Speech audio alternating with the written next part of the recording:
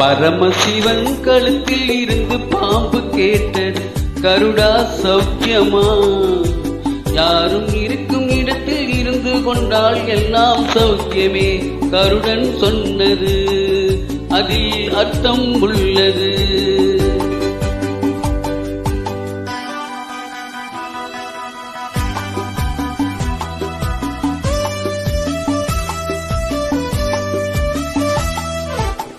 உயர்ந்த இடத்தில் இருக்கும் போது உலகம் உன்னை மதிக்கும். உன் நிலைமை கொஞ்சம் இறங்கி வந்தால் நிழலும் கூட மிதிக்கும். உயர்ந்த இடத்தில் இருக்கும் போது உலகம் உன்னை மதிக்கும். உன் நிலைமை கொஞ்சம் இறங்கி வந்தால் நிழலும் கூட மிதிக்கும்.